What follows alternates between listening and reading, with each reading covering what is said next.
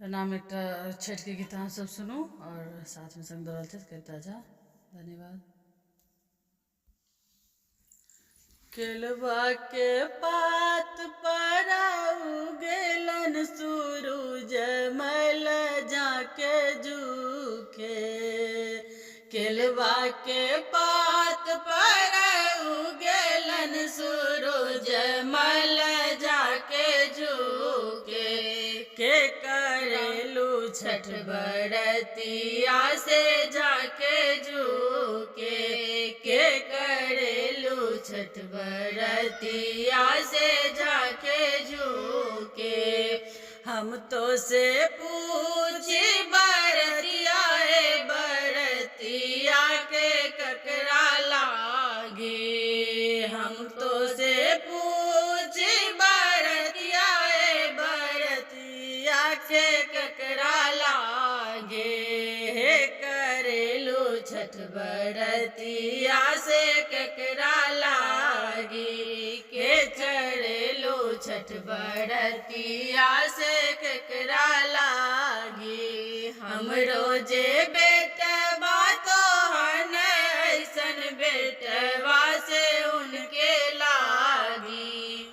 हम रोजे बेटवा तो हन ऐसन बेटवा से उनके लागी। से करेलू छठ बरतिया से उनके लागी। से करेली छठ बरतिया से उनके लागी।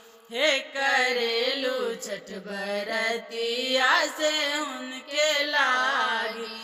अमरुदिया के पात पर उगेलन सूरज मल जाके झुके।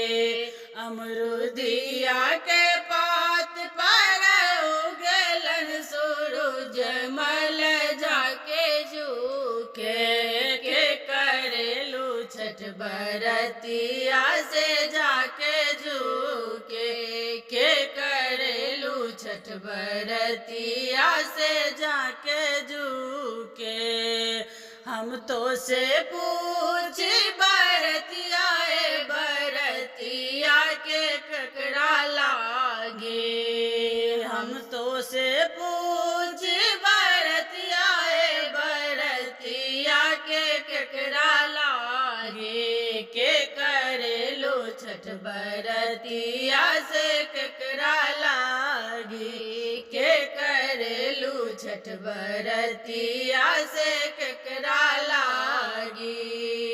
हम रोजे स्वामी तो हर ऐसन स्वामी से उनके लागी। हम रोजे स्वामी तो हर ऐसन स्वामी से उनके लागी।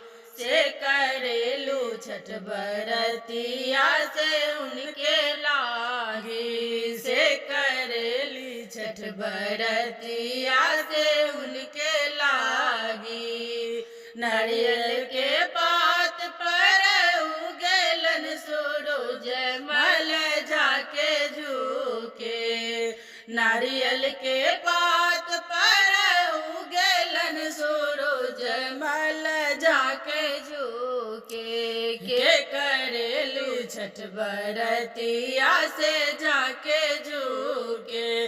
के करेली छठ बरतिया से जाके झुके।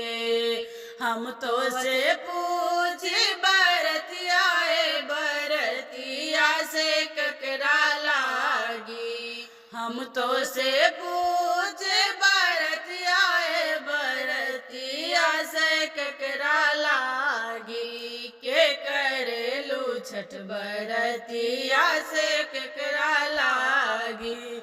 से करेलू छठ बरतिया से ककरा लागी। हम रोजे बेटी तो हन ऐसन बेटिया से उनके लागे। हम रोजे बेटी तो हन ऐसन बेटिया से उनके लागे। से करेली छठ बरतिया से उनके लागी। से करेली छठ बरतिया से उनके लागी से करेली छठ बरतिया से उनके